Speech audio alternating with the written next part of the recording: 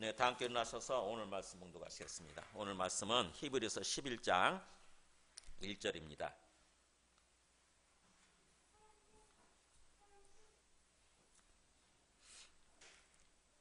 히브리서 11장 1절에서 3절까지 저와 여러분이 한 절씩 교독하시고 그 다음에 6절은 함께 봉독하도록 하겠습니다. 믿음은 바라는 것들의 실상이요 보이지 않는 것들의 증거니 선진들이 이로써 증거를 얻었느니라. 믿음으로 모든 세계가 하나님의 말씀으로 지어진 줄을 우리가 아나니 보이는 것은 나타난 것으로 말미암아 된 것이 아니니라. 6절 같이 봉독합니다. 믿음이 없이는 하나님을 기쁘시게 하지 못하나니 하나님께 나아가는 자는 반드시 그가 계신 것과 또한 그가 자기를 찾는 자들에게 상 주시는 이심을 믿어야 할지니라. 아멘. 앉으시겠습니다.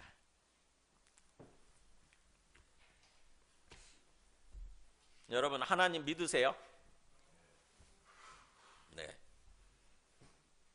그 하나님은 어디 계시나요?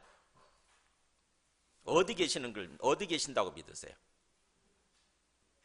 네, 우리는 기본적으로 하나님은 하늘에 계신다고 믿는 거죠. 그죠? 하늘.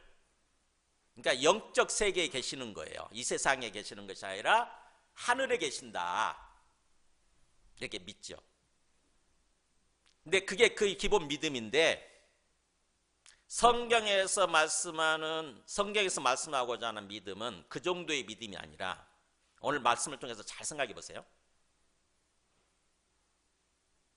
하나님이 우리 안에 우리와 함께 계신다고 믿으라는 것입니다. 그냥 하늘에 계신다고 믿을 때와 내 안에 나와 함께 계신다고 믿을 때 굉장히 차이 나죠. 그죠? 잘 생각해 보세요. 하늘에 계신다고 믿을 때는 하나님이 항상 뭔가 눈을 부릅뜨고 혹시 내가 잘못하지 않나 그래서 나를 뭔가 회초로 때리고 나를 지옥에 보내려고 하는 그런 하나님 아닌가 이렇게 하나님을 무서워하고 두려워하면서 믿게 되죠. 근데 그 하나님이 내 안에 계신다. 나와 함께 계신다. 그렇게 믿게 되면 어떻게 됩니까? 하나님이 내 안에 나와 함께 계신다고 한다면 우리가 항상 하나님과 함께 사는 거잖아요. 그죠?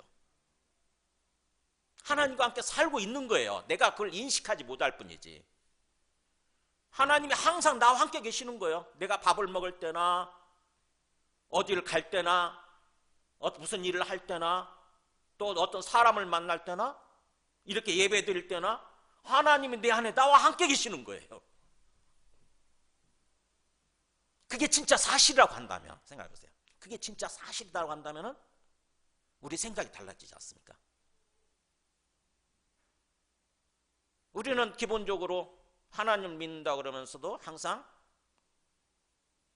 나 혼자라는 생각을 하는 거예요. 나 혼자 있다. 그래서 뭔가 일을 하려고 하면서도 나 혼자 잘하려고 하게 되죠. 어떻게든지 그 일을 성공시켜야 되니까. 나 혼자 열심히 막 아득바득대면서 이렇게 하려고 하는 거예요. 근데 내 마음속에 그렇게 되면 평안이 없어지고 기쁨이 없어지잖아요.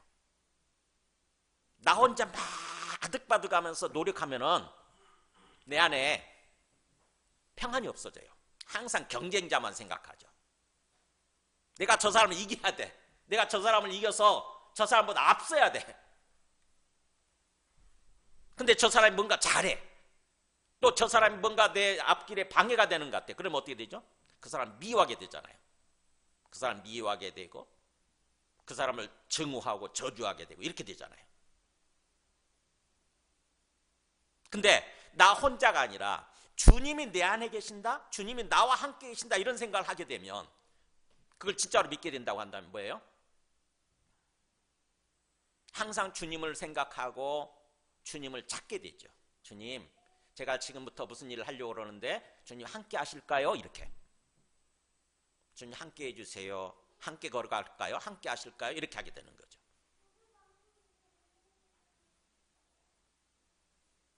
그러면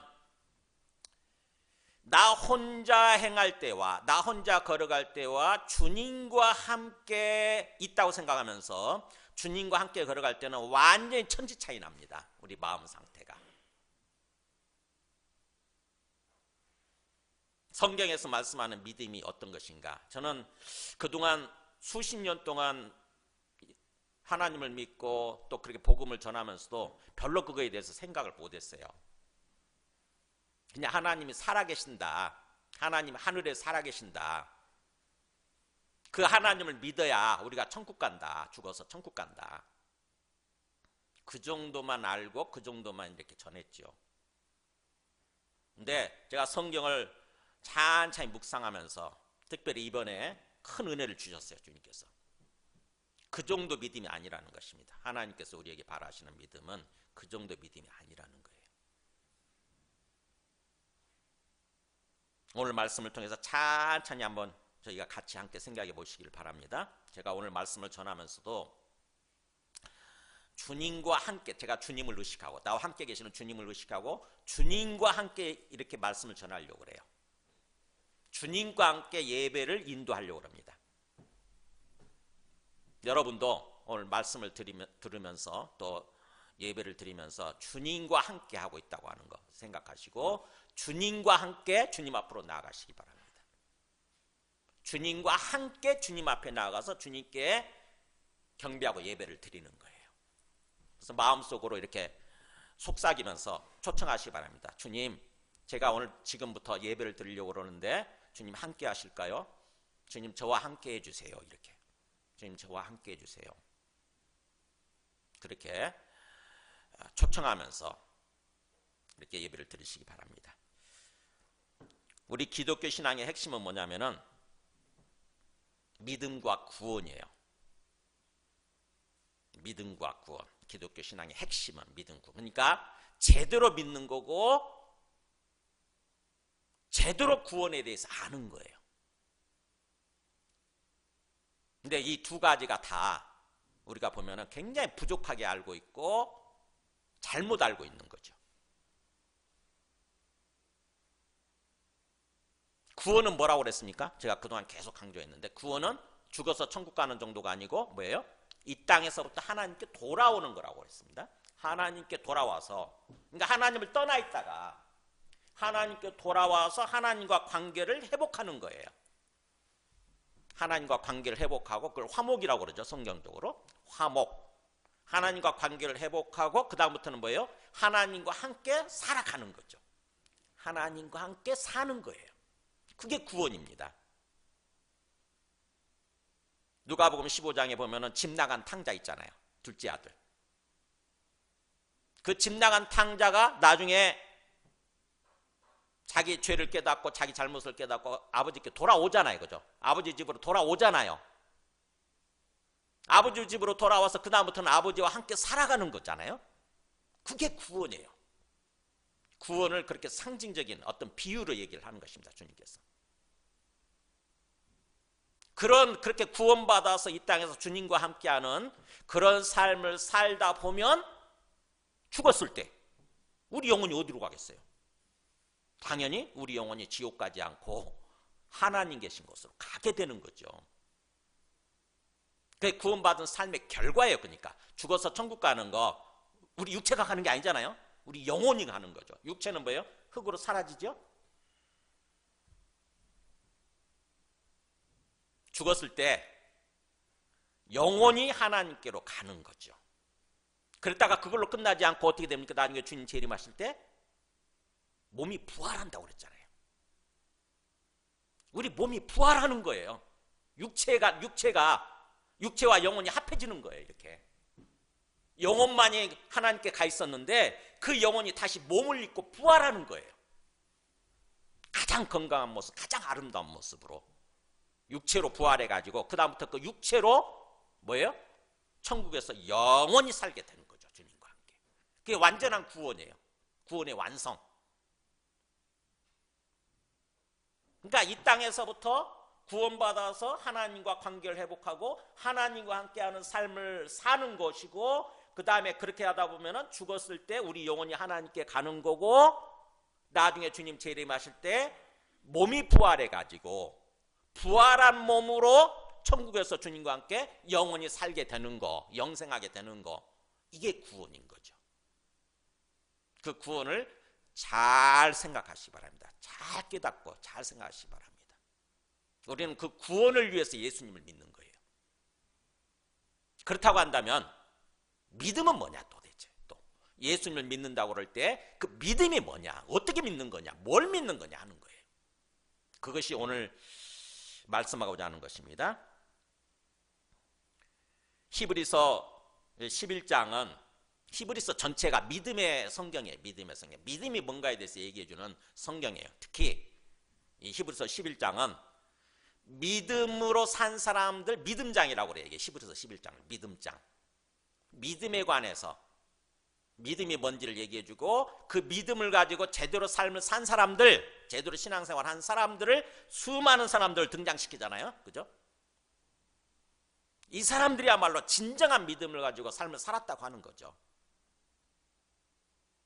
그래서 이 히브리서 11장을 가지고 제가 믿음 시리즈로 이렇게 얘기를 몇 번 하려고 합니다. 먼저 믿음의 어떤 우리가 믿음을 가져야 된다고 하는 거, 믿음이 얼마나 소중한지, 믿음을 갖게 되면은 얼마나 우리가 능력 있고 제대로 삶을 살 수 있는지, 그 믿음의 어떤 가치, 믿음의 능력에 대해서 얘기하는 게 1절입니다. 여러분 1절 정도는 기본적으로 다 알죠, 그죠? 거의 외우다시피 하잖아요. 뭐라고 그래요? 믿음은 바라는 것들의 실상이요 보지 못하는 것들의 증거니라. 이렇게 노예에서 어떤 장로님이 기도를 하시면 꼭 이 말씀 인용하면서 기도를 하시더라고. 사업을 하시는 분인데 자동차 그 뭐죠? 그 수리 카센터를 하시는 분이신데 꼭 이 말씀에 의지해서 살아가시더라고요. 목사님, 제가 이번에 어떤 거 뭔가 이렇게 하나님께서 마치 환상처럼 저한테 보여주신 게 있는데 제가 그거 바라는 건데 그게 될까요? 제가 믿음을 가지면 될까요? 그래서 물으시더라고요. 자, 믿음은 바라는 것들의 실상이다. 이게 굉장히 어떻게 보면 우리 말에 굉장히 익숙한 말인데 사실 어렵죠. 여러분 실상이 뭐예요? 실상이. 믿음은 바라는 것들의 실상이다. 와, 바라는 것들의 우리 소망하고 바라는 거잖아요. 소원하고 바라는 거. 그래서 기도하는 거 아닙니까? 그런 것들의 실상이다. 실상이란 말이 갑자기 걸리네. 이게 무슨 말이에요? 실상이. 제가 우리 주보에 써놨습니다. 뭐라고 되어 있냐면은 실상은 굉장히 중요한 말이에요. 굉장히 중요한 말이에요. 히포스타스 그래가지고 히포라는 말이 뭔 아래, 스타시스가 서 있는 거, 스탠딩, 서 있는 거. 그러니까 뭐예요? 그대로 직역을 하면 뭔 아래에 서 있는 거, 아래에 서 있는 거 이런 뜻이에요. 근데 그거를 실상이라고 번역을 했어. 그러니까 어렵지. 차라리 우리말 기초, 뭔 아래에 서 있는 거니까 떠받쳐 주는 거니까 기초, 토대 이런 말이 훨씬 쉬운 거죠. 아마 킹 제임스 버전에서 한자 성경 있죠? 중국 한자 성경 거기서 그렇게 실상으로 번역을 하는 바람에 우리가 그것을 따왔다고 그래요. 근데 우리는 좀 더 자세히 제대로 알아야 되는 거죠. 믿음이라고 하는 것은 우리가 소망하고 바라는 것들의 기초 토대가 되는 거다 이런 뜻이에요. 기초 토대가 되는 거다. 즉 다시 말하면 뭐예요? 우리가 바라는 것들을 이루게 해주는, 우리가 소망하고 바라는 것들을 이루게 해주는 어떤 그런 밑받침이 된다고 하는 거죠. 밑받침. 그게 믿음이래요. 그게 믿음. 그러니까 우리가 믿음을 갖게 되면 우리가 소망하고 바라는 것들이 이루어지게 되는 거죠. 그게 믿음의 능력이에요. 그리고 보이지 않는 것들의 증거다. 보이지 않는 거. 보이지 않는 것들 있잖아요. 그죠? 우리가 다 볼 수 있는 게 아니지 않습니까? 특히 하나님의 나라, 영적 세계에 있는 거는 우리가 지금 못 보는 거잖아요. 하나님도 못 보고 천국에 있는 것도 못 보잖아요. 근데 믿음을 갖게 되면은 그것이 있다고 하는 거, 보이지 않는 것들이 보이는 모습으로 있다고 하는 거, 그게 증거라는 것입니다. 어떻게 보면은 지금은 보이지 않지만 나중에 눈에 보이도록 나타나게 해주는, 현실화시켜주는 어떤 그런 능력, 입증 능력이라고 하는 거죠. 이 증거라는 말이 입증 능력이라는 뜻입니다. 입증 능력, 입증. 그러니까 어떻게 보면은 엘렌코 그래가지고 입증하다 이런 동사에서 온 거거든요. 무엇을 입증시켜주다. 그게 실제라고 하는 거, 사실이라고 하는 것을 입증시켜주다라고 하는 단어에서 온 게 증거예요. 증거. 엘렌코, 입증 능력, 입증 능력.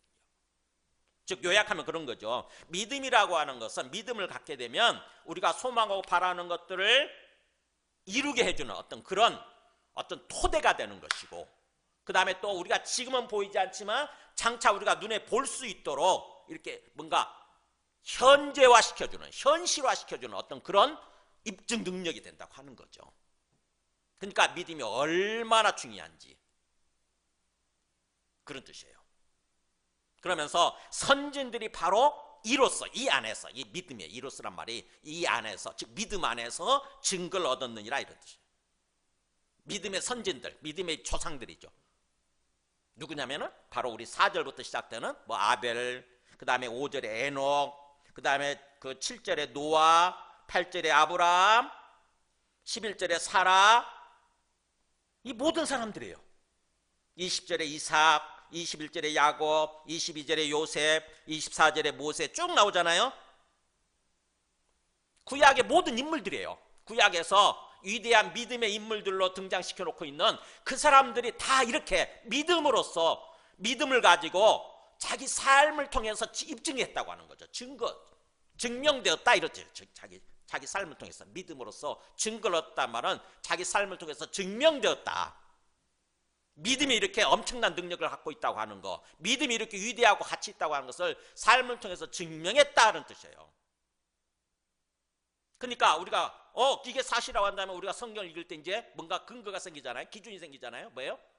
이 사람들이 어떤 믿음을 가졌는가, 그래가지고 어떤 것을 이루는 삶을 살았는가 우리가 궁금해지지 않습니까? 그 각도에서 보게 되는 거죠. 이렇게. 이미 11장에서 이렇게 얘기를 하고 있지만 다시 한번 구약으로 돌아가서 그 사람들의 삶의 일대기를 찬찬히 살펴보는 거죠. 믿음의 관점에서. 믿음의 관점에서. 그래서 믿음으로 뭔가를 이룬 그 관점에서 살펴보는 거예요. 진짠가 이게? 진짠가?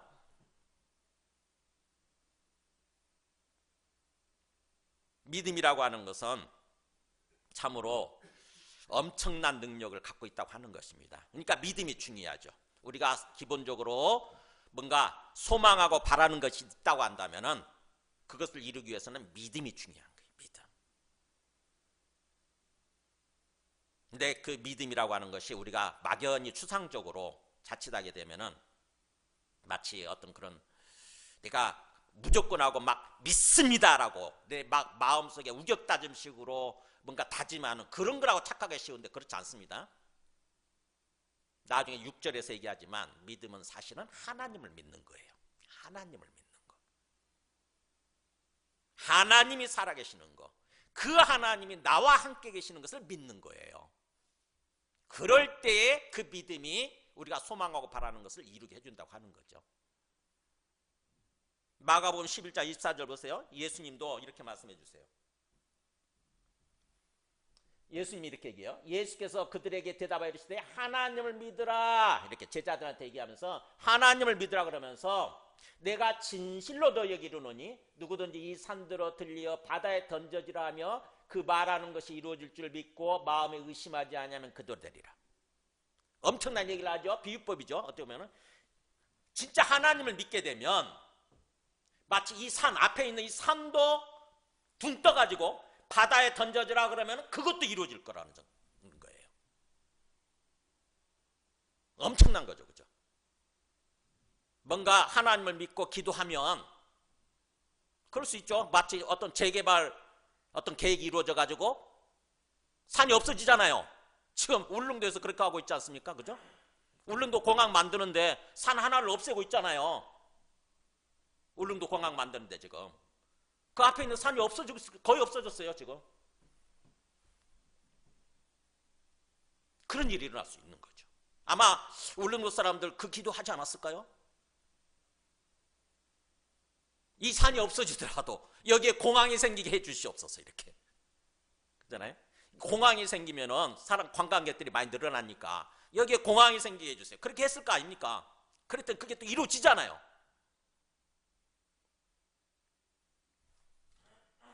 보세요. 그래서 그러므로 내가 너에게 말하노니 무엇인지 기도하고 구하는 것은 뭐라고 그래요? 받은 줄로 믿으라 그래요. 이미 기도하고 구하는 것은 받은 줄로 믿으라. 그리하면 너희에게 그대로 되리라. 뭐예요? 하나님을 믿는 것입니다. 하나님을 믿고 하나님을 믿으면 내가 구하고 바라는 것이 그대로 될 걸로 믿게 되는 거죠. 하나님 뭐 뜻하시면, 하나님 말씀만 하시면, 하나님의 작정만 하시면 모든 게 가능한 거죠. 그래서 이미 받은 것으로 생각해라 이거예요. 이미 받은 것으로 생각해라. 그대로 된다. 이게 믿음의 능력이에요. 요한일서 5장 15절도 이렇게 얘기해요. 요한이 이렇게 얘기하죠. 내가 하나님의 아들의 이름을 믿는 너희에게 이것을 쓰는 것은 너희에게 뭐가 있다? 영생이 있음을 알게 하려 함이라. 영생이 뭐죠? 나중에 죽었을 때 얻는 게 영생인가요? 그렇지 않습니다. 성경에서 말씀하는 영생은 하나님께 돌아와서 하나님과 함께 살아가는 삶이 영생이에요. 영적 생명이라고 생각하면 돼요. 영적인 삶, 영적인 생명. 그러니까 예수 그리스도 하나님의 아들 예수님을 믿는 사람이라고 한다면 너희들한테 영생이 주어졌다는 거죠. 하나님과 함께 살아갈 수 있는 영생이 주어졌다는 것입니다. 그것을 알도록 하기 위해서 이 성경을 지금 쓰고 있다고 하는 거죠.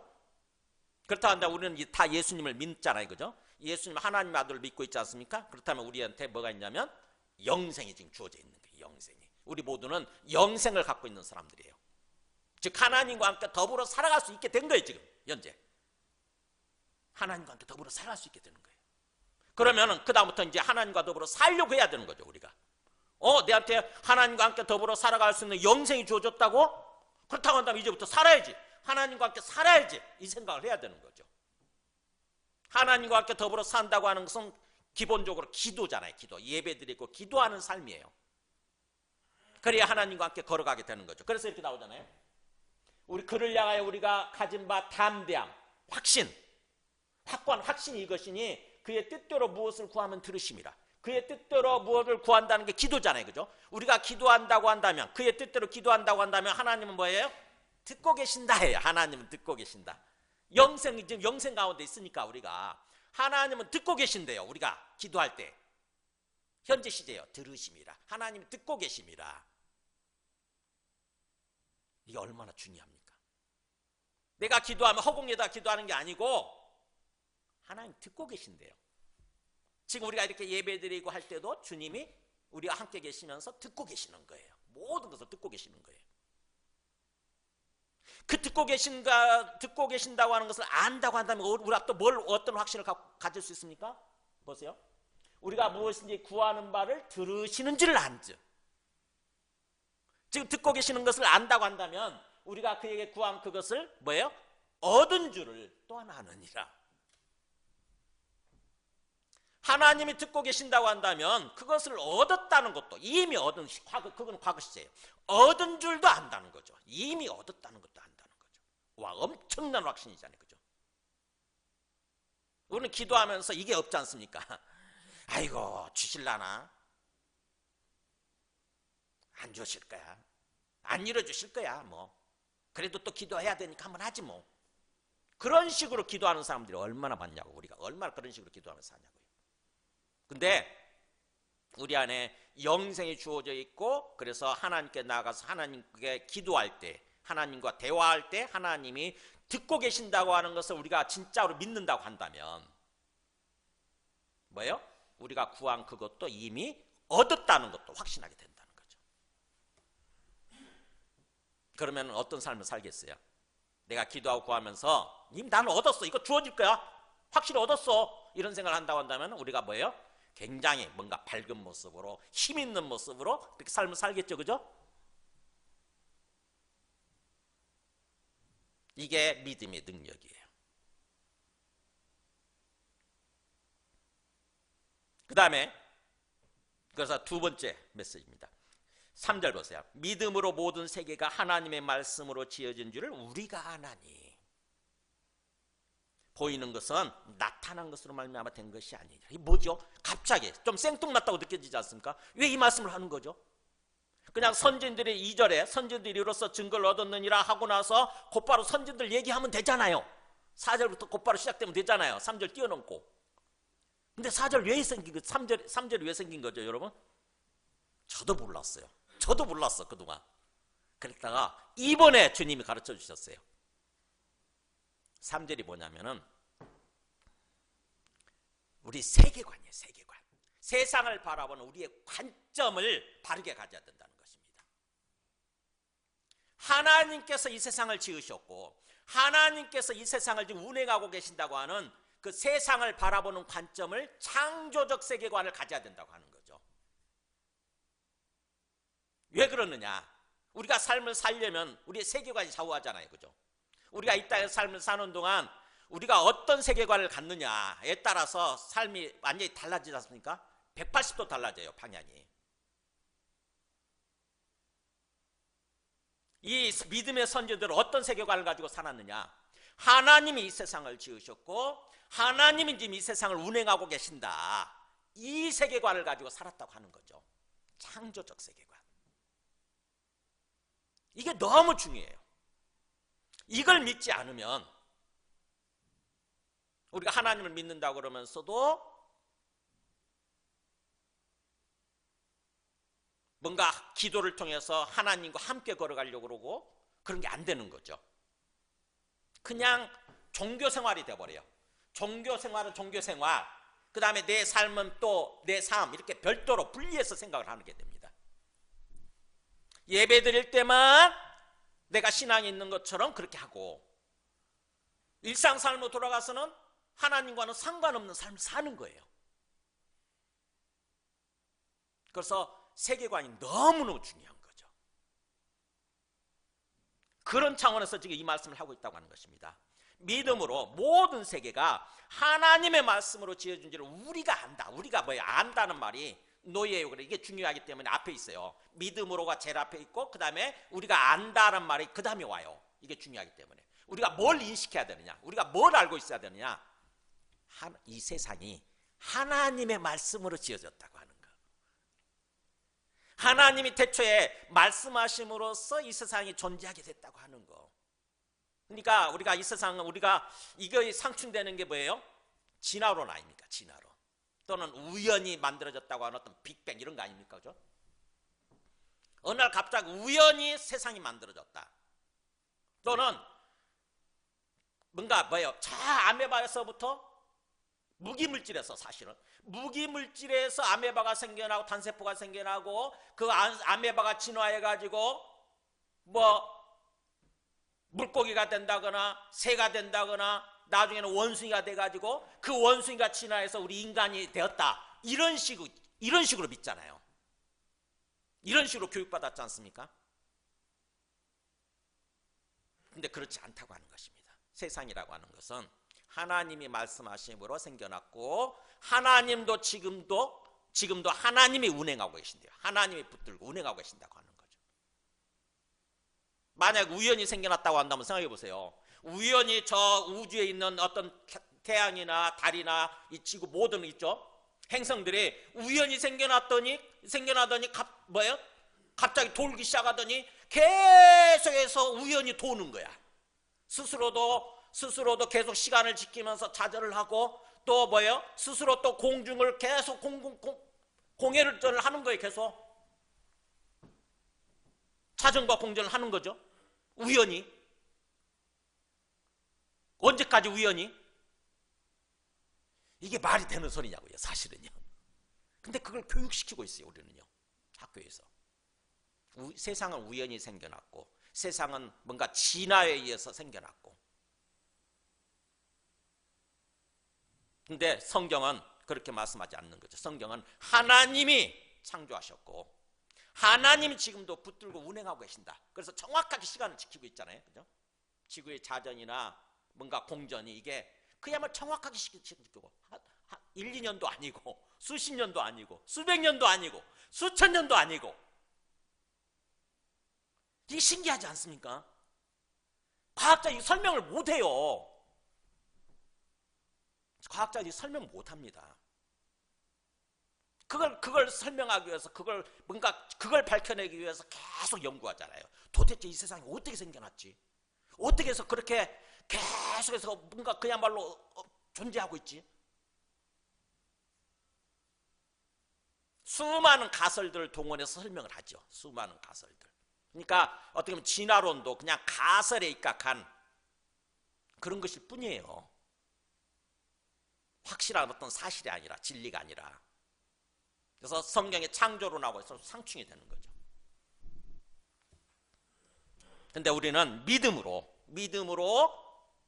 창조적 세계관을 가져야 된다고 하는 거죠. 믿음으로 이 모든 세계가 하나님이 말씀하심으로, 이 말씀이 요한일서에서 말하는 또는 요한복음에서 말하는 노고스가 아니고 레마예요. 레마. 지금 말씀하심으로 이렇게. 창세기에 보면은, 창세기 1장 3절에 보면은 이렇게 나오잖아요. 하나님이, 창세기 1장 3절 보여주세요. 없나요? 내가 그거 안 했나? 안 할 수도 있겠구나.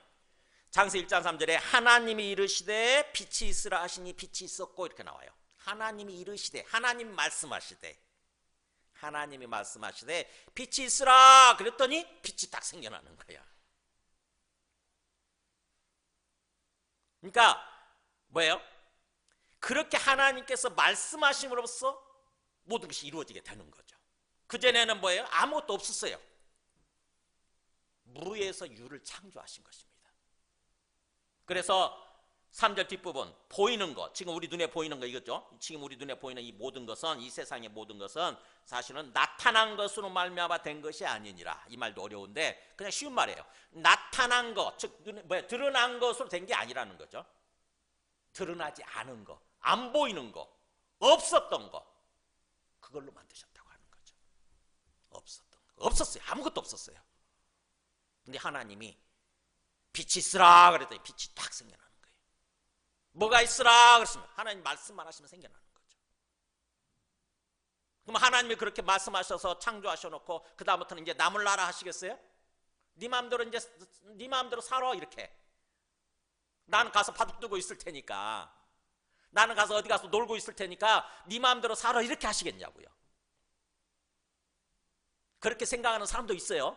세상이라고 하는 것은 하나님이 지으셨다 할지라도 그 다음부터는 하나님 간섭하지 않으신다.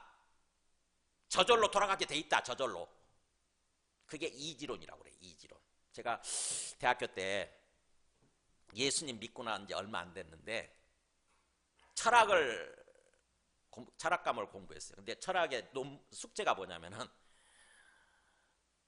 레포트를 쓰라고 그러는데 이 세상이 어떻게 돌아가는지에 대해서 쓰라는 거예요. 그래서 봤더니 그 이지론 이런 것들이 있더라고. 그러니까 진화론도 있고 이지론도, 하나님 만드셨지만 하나님 더 이상 간섭하지 않고 내버려 두고 저절로 돌아가게 돼 있다 이렇게 있더라고요. 근데 성경을 보니까, 제가 교회 가서 신림동에 있는 교회, 선민교회예요. 목사님한테 얘기했더니 목사님이 참조하러 어떤 책을 줘요. 그래서 그 책을 봤더니 성경의 말씀을 가지고 다 해석을 해놨더라고. 하나님이 세상을 창조하셨고 하나님이 지금도 세상을 붙들고 운행하고 계신대요. 그러니까 제가 비교해봤어요. 성경 말씀 찾아가면서 어떤 게 옳은가, 도대체 어떤 게 옳지? 진화론이 옳지? 이지론이 옳나? 아니면 지금도 하나님 붙들고 계신다는 게 맞나? 그랬더니 하나님이 붙들고 운행하고 계시더라고.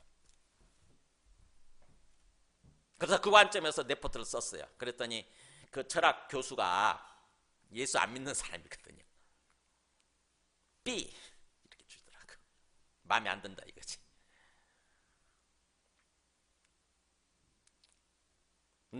그러나 뭐예요? 지금 우리 그 3절에서 얘기하는 게 뭡니까? 우리는 모든 세계가 하나님이 말씀하심으로 생겨났고 하나님께서 붙들고 운행하고 계신다고 하는 것을 우리가 알아야 된다는 거죠. 노예요. 우리가 알아야 된다는 것입니다. 우리가 인식해야 된대. 항상 그렇게 인식을 해야 된대요. 창조적 세계관을 가져야 된다는 것입니다. 그렇다고 한다면 우리가 이제 이 땅에서 삶을 사는 동안 뭐예요? 항상 하나님과 함께 하려고 하게 되겠죠. 그죠? 하나님이 지금 이 세상을 붙드시고, 하나님 지금 내 인생을 붙드시고, 하나님 지금 나를 붙들고 계세요. 나와 함께 계신다고. 그렇다고 한다면 어떻게 하겠어요? 우리가 그게 진짜라고 한다면은 우리가 하나님과 뭐예요? 대화하면서 하나님과 함께 걸어가려고 하게 되겠죠. 그렇잖아요. 하나님, 지금 이러이러한 상황인데 어떻게 할까요? 지금 이러이러한 상황, 이것 때문에 내가 걱정이 되고 마음에 좀 근심이 되는데 이거 어떻게 할까요, 주님? 주님께 묻겠죠. 그죠? 주님께 묻고 계속 주님께서 뭔가 개입해 주시도록, 주님께서 뭔가 계속 개입해 주시고 올바르게 인도해 주시도록 그렇게 하겠죠? 그래서 창조적 세계관이 중요하다고 하는 것입니다.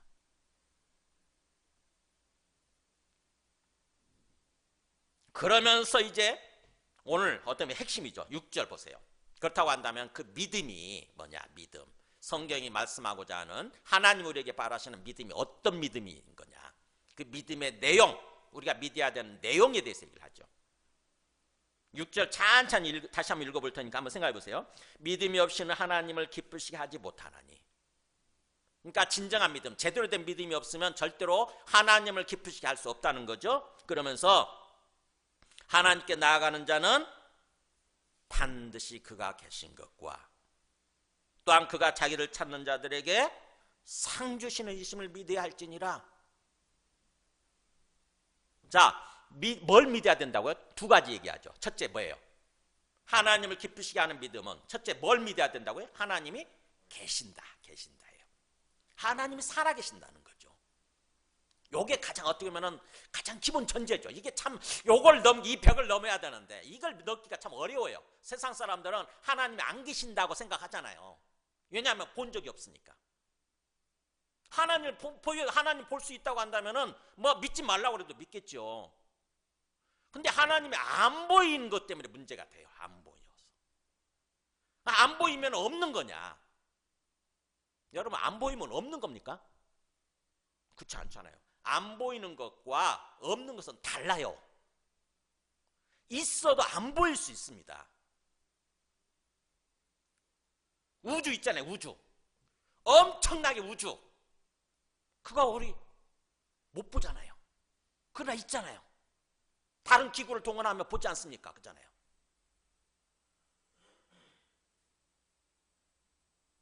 그럼에도 불구하고 지금 너무 큰 우주는 전체를 못 보잖아요. 우리가. 그죠? 그리고 또 세균 있잖아요. 세균. 우리 지금 손바닥에 세균이 있을까요? 없을까요? 있어요. 근데 못 보잖아요. 뭘 동원하면 봅니까? 현미경. 현미경 동원하면 그러면 조금 더 볼 수 있죠. 그죠? 그러니까 우리가 눈에 안 보이는 것과 없는 건 완전히 달라요. 하나님이 안 보이지만 하나님은 살아계시다고 하는 것입니다. 그걸 믿어야 된대요. 그러면 어떻게 해서 뭘 근거로 해서 우리가 하나님이 살아계신다고 하는 것을 믿을 수 있죠? 결국 말씀이에요. 결국 말씀. 말씀이 하나님이 계신다고 하는 것을 계속 말씀해 주지 않습니까? 그렇잖아요. 하나님이 말씀하셔서 세상도 창조되었고 하나님이 또 개입하셔서 이스라엘 백성들을 출애굽시키시고 하나님이 역사하셔서 홍해도 건너게 하시고 그렇지 않습니까? 하나님이 또 시내산에서 어떻게 보면 자기 직접 모습은 보여주지 않지만 깊은 어둠 속에서 구름 속에서 또 불 속에서 등장하시잖아요. 이스라엘 사람들은 그것을 통해서 하나님을 믿게 됐어요. 그런 경험을 통해서. 우리는 그들의 간증을 통해서, 이 성경 말씀이 간증 아닙니까? 그들의 기록을 통해서, 그들의 간증을 통해서 하나님을 믿어야 되는 거예요. 이게 진짜라고 한다면은 하나님이 진짜로 살아계시겠구나 이렇게. 궁극적으로 우리는 뭘 통해서 믿냐면 예수님을 통해서 믿는 거예요. 예수님을 통해서 예수가 하나님의 아들이라고 하는 것을 믿는 믿음을 통해서 하나님 아버지가 살아계신다고 하는 것을 믿는 거죠. 그래서 예수님이 그렇게 말씀하시죠. 내가 곧 길이요 진리요 생명이니 나로 말미암지 않고는 누구에게로? 아버지께로 올 자가 없느니라. 뒤집어서 얘기하면 나를 통해서만 나로 말미암아서 하나님 아버지께 온다는 거죠. 하나님 아버지께 간다는 거죠. 하나님 아버지를 믿게 된다고 하는 거죠. 그러니까 우리가 예수님을 믿음을 통해서 예수님을 믿음으로써 하나님 아버지를 믿게 되는 거예요. 즉 예수님을 믿는 게 또 중요한 거죠. 어떻게 보면. 근데 예수님을 또 우리가 어떻게 믿게 됩니까? 예수가 하나님의 아들이라고 해서 어떻게 믿게 됐어요? 바로 부활이에요. 부활. 사람이 할 수 없는 일, 죽음에서 살아나는 일, 부활을 통해서 비로소 부활이 사실이라고 한다면 예수가 하나님의 아들 맞구나 라고 믿게 되는 거예요. 그래서 예수를 하나님의 아들로 그렇게 믿게 되면 그 다음에 당연히 예수님께서 말씀하신 하나님 아버지를 믿게 되는 거죠. 우리가. 그래서 우리가 믿음이 없이는, 그런 믿음이 없이는 하나님을 절대로 기쁘시게 하는 삶, 하나님의 마음을 움직이는 거죠. 하나님의 마음을 움직이는 그런 삶을 살 수 없다는 거죠. 진정한 믿음이 있어야 된다는 거예요. 그럼 진정한 믿음이 뭐냐? 바로 하나님이 살아계신다 이거예요. 하나님이 분명히 살아계신다. 하나님이 이 세상을 지으셨고 하나님이 이 세상을 운행하고 계신다. 하나님을 믿는 거예요. 하나님이 살아계신다. 하나님이 살아계신다. 이 믿음만 분명해져도요, 사실은 우리 삶이 많이 달라집니다. 하나님이 살아계신다는 것만 진정으로 믿어도 우리 삶이 많이 달라질 수 있어요. 우리 마음도 많이 달라지고. 우리가 믿는 것 같으면서도 머리로 알고 있기 때문에 문제예요. 진정으로 믿는 게 아니라, 인격적으로 믿는 게 아니라, 실제로 믿는 게 아니라 머리로만 그렇다더라라고 알고 있는 거예요. 머리로만. 그리고는 뭐예요? 하나님 믿지 않는 모습으로 살아가죠. 불신앙의 모습으로 살아가요. 믿는다고 하면서 불신앙의 모습으로 삶을 살아요. 하나님 같은 거 까마득히 잊어버리고 지워버리고 마음속에서 지워버리고 하나님 없는 것처럼 살아요. 하나님 없는 것처럼 그냥 오로지 내 생각, 내 욕심을 따라서, 내 고집과 내 자아를 따라서 내가 주인 되어서 삶을 살아요. 근데 진짜로 믿어야 되는 거죠. 진짜로 믿어야 돼요. 그래야 하나님이 진정으로 왕이 되셔서 우리 삶을 인도해 주시는 거예요. 그래서 어떻게 보면은 아까 두 번째 불렀던 찬양 있죠? 내 안에 사는 이, 내 안에 사는 이 예수 그리스도니 할 때 그걸 믿으면, 내 안에 지금 살아계시는 이가 예수님이라고 하는 걸 믿는다고 한다면 그 후렴구가 그렇게 돼 있죠. 나의 왕, 내 노래, 내 생명, 또 내 기쁨, 나의 힘, 나의 검, 내 평화, 나의 주. 이게 무슨 말이에요? 이거 왜 있는 거죠? 한번 후렴구 보여줘 보세요. 이거 왜 있는 거예요? 이거? 예수님이 내 안에 살아계신다고 한다면 이게 왜 있는 거예요? 바로 그분이 나의 왕이 되셔서 내 삶을 이끌어 가신다는 것입니다. 그런 거죠. 나의 왕, 나의 통치자가 되시는 거예요. 그리고 내 노래 뭐예요? 그야말로 신나서 노래 부르면서 찬양하면서 살아갈 수 있게 만드는 거예요. 내 노래 대상이 되는 거고, 그 다음에 내 생명, 내 안에 주님의 생명이, 주님이 주신 하나님과 함께 더불어 살아가는 그 영적 생명, 영생이 충만한 모습으로 살게 되는 거예요. 내 생명. 그 다음에 또 내 기쁨, 또 기쁨이 충만한 모습으로 살게 되는 거죠. 그 다음에 나의 힘이 되고, 내가 살아가는 데 있어서 나의 힘이 되시는 거고, 그분이 내 안에 계신다고 하는 것을 믿는다고 한다면, 그 다음에 나의 검, 뭐예요? 검이 무기 아닙니까? 무기. 내가 삶을 살아가면서 내 싸우는 무기가 되는 거예요. 그분이 앞장서서 사실은 싸우시지, 내가 싸우는 것이 아니라 내가 그분을 믿게 되면 그분이 앞장서서 함께 하시는 거예요. 그 다음에 그래서 내 평화, 내 마음속에 샬롬 평안을 주시고 그분이 나의 주님이 되시고 내 인생에 이렇게 되는 거예요. 가사가 정말 잘 지은 찬양이에요. 찬양을 하실 때 이걸 하나하나 음미하면서 부르시기 바랍니다. 고백하듯이 부르는 거예요. 그 다음에 두 번째 뭐라고 그랬어요? 또 6절에서 뭘 믿어야 된다고 그랬죠? 반드시 그가 계신 것과 또한 그가 자기를 찾는 자들에게, 하나님을 찾는 자들에게 상 주시는 이시다. 그냥 하나님이 살아계시는 걸로 끝나지 않고 뭐예요? 그분을 찾으면 그분은 반드시 상이란 말이 보상해 주신다, 응답해 주신다 이런 뜻이에요. 그분은 보상해 주시는 분, 응답해 주시는 분이라는 거죠. 하나님이 살아계시면서 우리를 지으셨고 우리 삶을, 우리에게 삶을, 인생을 주셨으면서 이제 나 몰라, 네 마음대로 살아 얘기하시는 분이 아니라는 거죠. 우리가 그분을 찾으면, 찾는 게 뭐죠? 예배드리고 기도하고 하나님 부르는 거예요. 하나님 하나님, 주님 찾는 거예요. 그러면 그분은 여기 있다, 나 여기 있다 이렇게 말씀하시네. 나 여기 있다. 히브리어로 힌네니 그러는데, 힌네니, 나 여기 있다, I'm here. 나 여기 있어. 왜 그래? 나 여기 있어. 왜 그래? 주님 아시잖아요. 지금 저와 함께 계시니까. 지금 제가 뭐 때문에 고민하고 걱정하는지 아시죠? 그래, 걱정하지 마. 내가 인도해 줄게. 내가 응답해 줄게. 이렇게 하신다는 거죠. 그러면 우리가 어떤 삶을 살아야 됩니까? 이 말씀을 하는 이유가 뭐겠어요? 히브리서 기자가 하나님을 찾는 삶을 살아라 이거잖아요. 하나님이 살아계심을 믿고, 또 하나님이 너와 함께 계시는 것을 믿고, 네 인생이, 네 삶이 하나님 손 안에 달려있는 것을 믿고 하나님을 찾아 이거예요. 하나님 찾아. 너 혼자 고민하고 너 혼자 걱정하지 말고 하나님 찾아 이거잖아요. 하나님 찾아. 하나님을 찾는 삶을 살아야 돼 이거잖아요. 그러니까 많은 사람들이 하나님을 믿는다고 그러면서도 요게 안 돼요. 요게까지 안 갑니다. 여기까지. 하나님을 찾는 삶에 초점 맞춰야 되는데 그게 안 되는 거예요. 하나님 믿는 건 믿는 거고, 죽어서 천국 가야 되니까 하나님 믿는 건 믿는 거고, 그 다음부터 내 인생은 내 인생이야. 그냥 나 혼자 살아가는 거예요. 계속 아등바등 애쓰면서 그런 식으로 사는 것입니다. 나 혼자 열심히 그렇게 하나님 그 까마득히 잊어버리는 거예요. 까마득히 마음속에서 없어져 버리는 거예요. 그게 문제예요. 그게. 근데 히브리서 히브리서에 나오는 이 믿음의 인물들은 그런 삶을 살지 않았다는 거죠. 하나님을 열심히 찾는 삶을 살았다는 거죠. 계속해서 하나님을 찾은 거예요. 계속해서.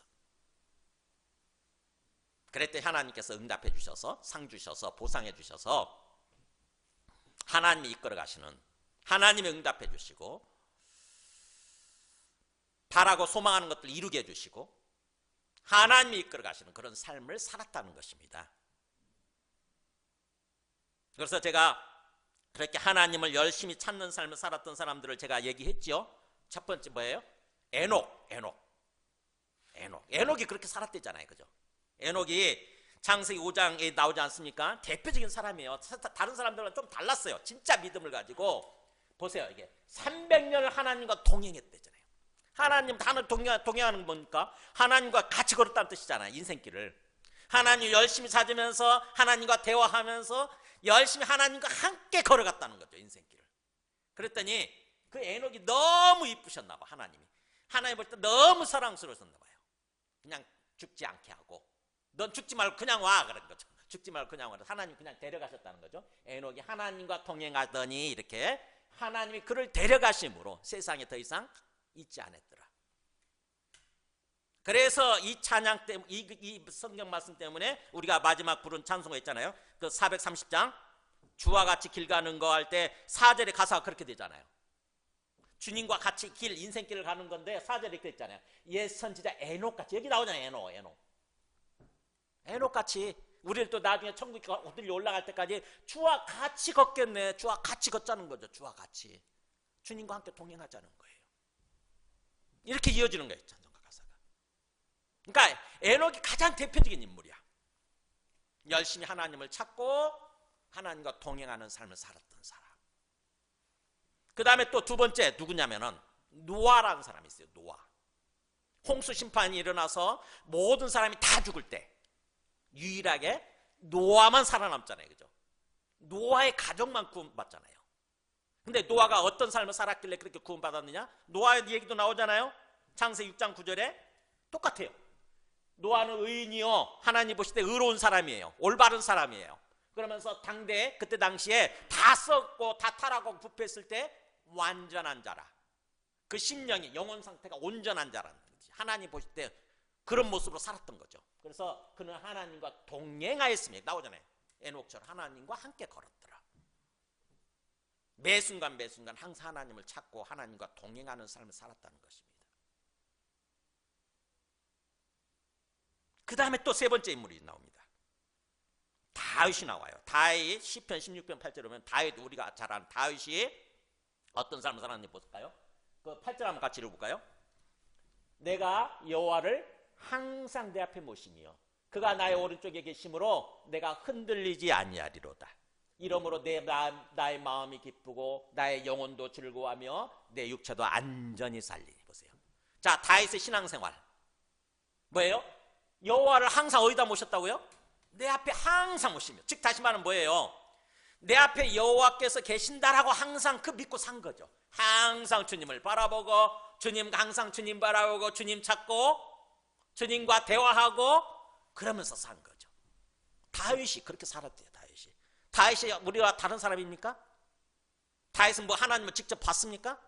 아니요. 우리와 똑같아요. 우리와 똑같은 사람이에요. 하나님을 직접 본 적이 없어. 아무도 못 봤대. 아무도. 하나님을 직접 본 사람 아무도 없어요. 모세만 하나님의 뒷모습을 보여주시지, 하나님이. 왜냐하면 직접 보면 다 죽게 되니까. 나중에 우리가 천국에 갈 때까지는, 천국에 가서는 하나님을 직접 보게 되겠지만 그때까지는 하나님 직접 볼 수 없어요. 아무도 직접 볼 수 없어요. 다윗도 마찬가지였어요. 다윗도 하나님을 직접 본 적이 없지만 하나님을 믿고, 하나님이 살아계신 것을 믿고 항상 하나님을 내 앞에 모시고 살았다고 하는 거죠. 그래서 하나님 바라보고 하나님과 대화하면서 하나님과 함께 걸어간 거예요. 그랬더니 하나님께서 다윗을 위대한 왕으로 이렇게 세워주시잖아요. 그래서 다윗이 어떻게 보면 왕들의 모델이에요. 모델. 이스라엘 모든 왕들의 모델이 되는 사람이 다윗입니다. 다윗. 그래서 성경에서 항상 다윗을 얘기하는 거예요. 신앙 때문에, 이 진정한 신앙 믿음 때문에. 그가 나의 오른쪽에 항상 내 삶에 결정하는 어떤 자리예요. 항상 내 오른쪽에 계셨다는 거죠. 하나님이 항상 내 오른쪽에 계셔서 나를 붙들어 주시고 내 삶을 인도해 주셨다는 것입니다. 그래서 내가 흔들리지 아니하로다. 어떤 어려운 상황이라도 결코 흔들리지 않는 그런 삶을 살 수 있었다는 거죠. 다윗이. 이러므로 내 마음도 기쁘고, 그러니까 뭐예요? 다윗의 마음도 항상 기쁘고, 그 다음에 다윗의 영도 항상 신나서 막 즐거워하면서. 그 사람 인생도 뭐 쉬웠겠어요? 왕으로서 걸어갈 때 쉬웠겠습니까? 얼마나 간신배들이 많고 얼마나 악한 사람들이 많았냐고요. 성경 시편 읽어보면 나오잖아요. 그런데도 불구하고 항상 마음이 기쁘고 영혼이 즐거워하고 그 다음에 육체도 안전한 모습, 건강한 모습으로 살 수 있었다고 하는 거죠. 이렇게 주님을 항상 모시고 항상 주님과 함께 걸어갔더니, 항상 주님을 찾고 주님과 동행하는 삶을 살았더니 그렇게 됐다고 하는 거죠. 그러니까 다윗도 어떻게 보면 그런 모델이에요. 자, 예수님이 뭐라고 약속해 주시나 보세요. 요한복음 14장 16절 17절 보면 예수님이 이제 이 세상을 떠나기 직전에, 요한복음 14장이니까 그 떠나기 직전 아닙니까? 떠나기 직전에 이렇게 약속을 하세요. 내가 이제 떠나면, 하늘로 다시 올라가면 내가 하나님 아버지께 구하겠으니 그가 또 다른 보혜사를 너희에게 주사 영원토록 뭐라고 그래요? 너희와 함께 있게 해주겠다 이거예요. 너희와 함께 있게 해주겠다. 또 다른 보혜사, 이게 누굴까요? 성령님이에요. 왜 또 다른 말을 썼어요? 예수님이 보혜사이셨으니까. 예수님이 보혜사이셨는데 그분이 떠나시는 거예요. 그러면은 또 다른 보혜사가 필요한 거죠. 우리한테. 우리가 인생길을 걸어가면서 보혜사란 말이 보호해 주시고 은혜를 베풀어 주시고 가르쳐 주시는 분이세요. 만든 말입니다. 이거 성경 번역하면서. 보호해 주시고, 항상 지켜주시고 보호해 주시고, 항상 은혜를 베풀어 주시고, 항상 말씀을 가르쳐 주시는 분, 스승 같으신 분. 이 또 다른 보혜사. 예수님이 이 땅에 계실 때 보혜사 역할을 하신 거죠. 제자들한테 항상. 근데 그분이 떠나가시니까 뭐예요? 제자들은 이제 고아처럼 뒤에 남겨질 거 아닙니까? 제자들 얼마나 걱정되겠어요? 얼마나 두렵겠어요? 근데 예수님이 제자들의 그 마음을 아시고 그러죠. 내가 하늘로 올라가면은 또 다른 보혜사를 보내줄게. 이렇게 아버지께 요청해서 또 다른 보혜사를 보내줄게. 즉 성령 하나님을 보내주신다는 거죠. 그래서 그분은 이제 나처럼 떠나지 않고 그분이 오시게 되면 영원토록 너희와 함께 있게 될 거야. 얼마나 마음이 위안이 됩니까? 그잖아요. 보세요. 그래서 그는 진리의 영이신데 세상 사람들은 절대 그를 받지도 못하고 보지도 못하고 알지도 못한다. 세상 사람들은 성령으로 임하기 때문에, 성령이 영이니까 절대로 이거 받지도 못하고 보지도 못하고 알지도 못해요. 근데 우리는 예수님 믿고 성령을 받게 되면 영원히 인식을 하게 되는 거죠. 마음으로 알게 되는 거예요. 마음으로 인식을 하는 거예요. 이상하네 이게. 누군가 나와 함께 계시고 나의 길을 인도하시는 것 같아. 기도할 때도 그거 기도대로 이루어져. 이상해. 환경이 어려운데 내 마음에 은혜가 있고 평안이 있어. 이상해. 설명이 안 되니까 이상해. 누가 하시는 거예요? 내 안에 계시는 성령께서 그렇게 하시는 거예요. 그래서 그러나 너희는 그를 안 하니, 밑에 읽어볼까요? 그는 너희와 함께 거하심이요 또 너희 속에 계시겠습니다. 이 말이 중요해요. 성령 하나님이 오시면 우리와 함께 우리 속에 계신다는 것입니다. 항상 우리 속에, 우리 마음 속에 우리와 함께. 이걸 믿는 게 중요해요. 그러니까 우리가 예수님을 믿고 성령을 받아서 그 성령이 항상 내 안에 나와 함께 계시는 거예요. 그 성령이 하나님이신데 성령 하나님이 항상 내 안에 나와 함께 계신다는 거예요.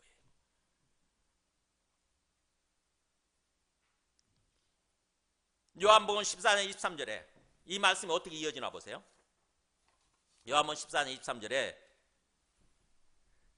예수께서 대답하여 이르시되 사람이 나를 사랑하면 내 말을 지키리니. 그러니까 우리가 예수님을 진정으로 믿고 예수님을 사랑하는 그런 삶을 살 때에 우리는 예수님의 말씀을 듣고 지키게 돼 있죠. 그죠? 진짜 예수님을 믿으면 내가 예수님을 믿는데, 예수님 인격적으로 믿는데 예수님 말씀을 안 지키려고 하겠어요? 당연히 예수님 말씀하신 대로 지키려고 노력을 하겠죠. 그죠? 사람이 나를 사랑하면 내 말을 지키리니. 그러면 하나님 아버지께서, 내 아버지께서 그 사람을 사랑하실 것이요, 하나님 아버지께서도 우리를 사랑해 주시고, 그 다음에 뭐라고 합니까? 우리가 그에게 가서 겉을 그와 함께 하자. 갑자기 우리가 튀어나와요. 우리가 누구죠 이거? 우리가 그 사람, 예수님을 사랑하는 사람에게 가서 거처를 그와 함께 하겠다? 우리가 누구에게? 우리가 바로 예수님과 하나님 아버지시겠죠. 그러니까 우리가 성령을 받게 되면 그런 일이 벌어지는 거예요. 성령을 받게 되면, 예수님 믿고 성령을 받게 되면 성령만 우리 안에 와 계시는 것이 아니라 뭐예요? 하나님 아버지께서도 오시고 예수님도 오신다는 거죠. 성령을 통해서 하나님 아버지도 우리 안에 오시게 되고 예수님도 우리 안에 오셔서 거처를, 즉 삶을 살아가는 것을 항상 우리와 함께 해주신다는 거죠. 이게 성경이 말씀하는 믿음이에요. 엄청난 일이죠. 그러니까 뭐야? 우리가 예수님을 믿으면 내 안에 성령이 계시고 그 성령을 통해서 예수님도 내 안에 함께 계시고 하나님 아버지도 함께 계시는 거예요. 그러니까 우리는 누구를 찾아야죠? 하나님 찾으면 돼요. 뭐 예수님 찾아도 상관없고 뭉뚱그려서 주님 찾으면 돼. 주님 제 안에 저와 함께 계셔 주셔서 감사합니다 이러면 돼요. 주님 저와 함께 계신다고 하시니 너무 감사합니다. 주님 제가 지금부터 누구를 만나려고 그러는데, 사업자 누구를 만나야 되는데 주님 함께 가실까요? 주님 저와 동행해 주실래요? 이렇게 초청하는 거예요. 주님을 찾는 거예요. 제가 지금부터 무슨 일 해야 되는데 이거 참 부담됩니다. 근데 주님 함께 해 주실래요? 이렇게 주님 함께 해 주실래요? 항상 주님을 찾는 것입니다. 그래서 놀라운 일이 일어나는 거예요. 야고보서 4장 8절에도 야고보 사도도 그렇게 권면하죠. 뭐라고 합니까? 하나님을 가까이 해라. 가까이 항상. 그러면 하나님도 너희를 가까이 하시리라. 이렇게. 그러니까 뭐예요?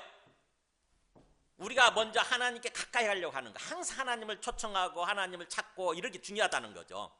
그러면 자연스럽게 하나님도 너희한테 가까이 오셔서 항상 너희를 사랑하시고 너희를 붙들어 주시고 너희를 인도해 주시게 될 거다. 그래서 하나님과 우리는 서로 상호 교제하면서 상호 교통하면서 함께 걸어가는 거예요. 우리 인생길을 함께. 그게 신앙생활이에요. 꼭 이걸 기억하시기 바랍니다. 그래서 말씀을 정리하겠습니다. 참 이게 너무너무 중요한데, 하나님의, 제가 지난번에 소개했던 노렌스라고 하는 사람, 하나님의 임재 연습이라고 하는 그걸 소개를 했죠. 1600년대 17세기 1600년대에 그때 정말 하나님을 믿고 하나님과 함께 걸어가는 연습을 했던, 하나님의 임재 연습을 했던 노렌스라는 사람이 있었죠. 그죠? 그 사람은 뭐 특별한 사람이 아니에요. 그냥 부엌에서 주방일 했어요. 주방에서 그냥 부엌 일을 했다고. 수도원에서 그냥 음식 준비하고 요리하고 그랬던 사람이에요. 그런데 항상 요리하면서도 항상 주님이 나와 함께 계신다, 이런 믿음을 가졌다고 하는 거죠. 그래서 항상 주님이 나와 함께 계신다. 요리하면서 항상 뭐예요? 주님과 함께 한 거죠. 하나님은 늘 내 곁에 계신다, 이걸 믿었대요. 근데 그로부터 200년이 지난 뒤에 그 노렌스의 하나님의 임재 연습을 현대화시킨 사람이 또 있어요.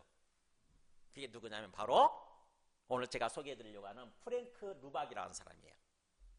이 책인데 하나님의 임재 체험하게 해가지고 책으로 나왔어요. 여러 가지 책으로 나왔는데, 프랭크 루박이라는 사람이 목사님이세요. 미국 출신의 프랭크 루박 선교사님이세요. 필리핀에 가서 선교를 하는데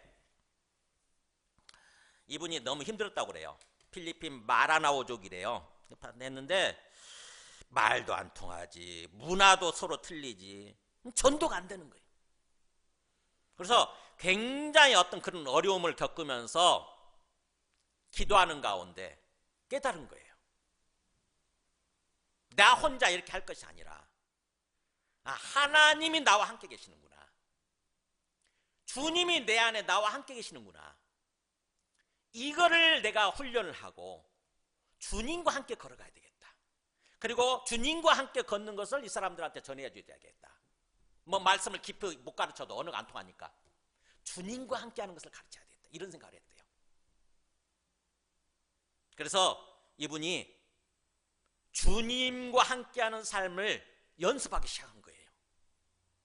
1분 단위로 매 순간마다. 그래서 이분이 넣었던 표가 하나님을 순간마다 의식하는 삶, 한순간도 하나님을 잊지 말자. 그래서 보세요, 핵심 목표가 이거였어요. 하나님을 순간마다 의식하자. 매번 계속 까먹으니까 1분마다 의식하는 거예요. 그 다음에 한순간도 하나님을 잊지 말자. 이렇게 나와 함께 계시는 주님을 한순간도 잊지 말자. 이 연습을 계속 한 거예요. 그래서 1분 훈련, 1분 단위로 이렇게 끊어서. 그 다음에 내면으로 계속 대화하는 거예요. 주님 저와 함께 계셔서 주셔서 감사합니다. 주님 함께 하실까요?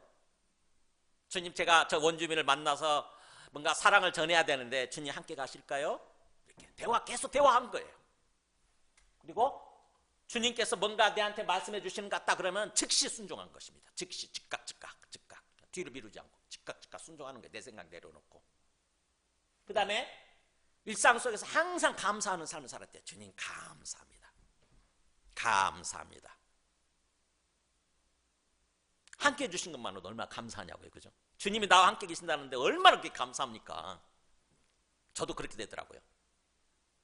어느 순간부터 저도 이렇게 하거든요. 주님이 나와 함께 계신다는 생각이 드니까 마음이 너무너무 유한이 되는 거예요. 와, 인생 그렇게 정말 애롭고 힘들었는데 나 혼자가 아니네. 주님이 나와 함께 계시는 거예요. 그 사실만으로도 너무 유한이 되고 너무 힘이 되고 마음에 샬롬이 오는 거예요. 평안이 오고 기쁨이 오고 이렇게. 프랭크 루박 목사님이, 선교사님이 이렇게 살았대요.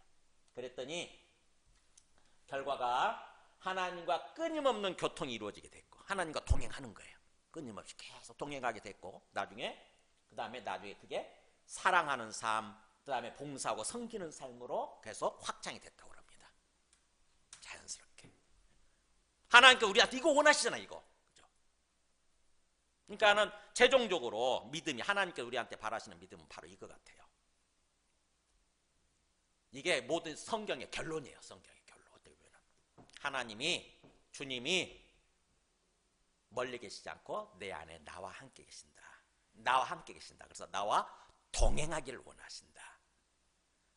일상의 삶을 나와 함께 같이 살아가기를 원하신다. 이겁니다. 여러분, 오늘부터 한번 해보세요. 오늘부터 연습해보세요. 지금 순간 연습해보세요. 지금 어떻게 보면 예배 드리는 게 지금 나 혼자 있는 게 아니고 뭐예요? 내 안에 계신 주님이 함께 계시는 게 나와 함께 계시는 거예요. 이 예배 끝나고 일상의 삶으로 돌아가서도 주님이 나와 함께 걸어가시는 것입니다. 주님이 나와 함께 걷고 계시고 주님이 나와 함께 뭐든지 식사를 할 때도 주님이 나와 함께 계시고 내가 사람을 만날 때도 주님이 나와 함께 계시고 내가 무슨 일을 할 때도 회사에서 일을 할 때도 주님이 나와 함께 계시는 거예요. 문제는 내가 그것을 인식하는 게 중요한 거죠. 내가 그것을 믿고 인식하고 주님을 찾는 게 중요한 거예요. 주님이 나와 함께 계셔도 내가 그걸 인식하지 않으면 내가 주님을 찾지 않으면 나는 뭐예요? 순간적으로 나 혼자 있다고 하는 생각으로 떨어지는 거예요. 계속 고아의식으로 떨어지는 거죠. 고아의식.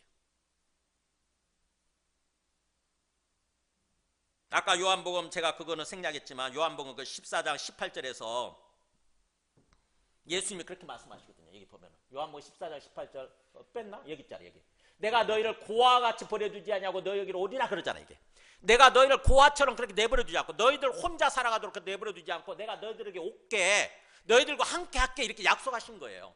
근데 우리는 하나님과 분리되면서 우리 속에 고아의식이 생기기 시작했거든요. 나 혼자라고 하는 그런 고아의식이 생겼어요. 그러다 보니까 하나님을 믿는다고 그러면서도 하나님께 돌아왔으면서 계속 고아의식이 어느 순간 고아의식이 나를 지배하는 거예요. 나 혼자야. 나 혼자 이 일을 해내야 돼. 나 혼자 인생길을 걸어가야 돼. 이렇게 그 고아의식을 빨리 떨쳐버리는 거, 주님과 함께하고 있다고 하는 생각을 내 마음속에 완전히 갖는 거, 이게 너무 중요한 거죠. 오늘부터 꼭 그렇게 한번 연습해 보시기 바랍니다. 나 혼자 의식에서 깨어나서 항상 주님을 초청하는 거예요. 주님 감사합니다. 이렇게. 저는 그것부터 되더라고. 주님 저와 함께 계셔 주셔서 너무 감사해요. 그 마음이 딱 생기는 순간 마음이 유한이 딱 되는 거예요. 그러면서 갑자기 신나기 시작하는 거예요. 주님 제가 지금부터 설교를 할 텐데 예배를 드릴 텐데 주님 함께 하실까요? 이렇게 주님이 직접 말씀해 주세요. 저희 입을 통해서 주님이 각 사람 심령 속에 말씀해 주세요. 각 사람 심령 속에 성령으로 감동시켜 주세요. 주님이 역사해 주세요. 정말 하나님의 말씀으로 들려지도록, 정말 하나님의 말씀대로 진정한 믿음을 가지고 삶을 살아가도록 그렇게 해주세요. 저렇게 기도하면서 올라왔습니다. 오늘부터 그런 삶을 한번 살아보시기 바랍니다. 함께 우리 찬송하고 기도하겠습니다.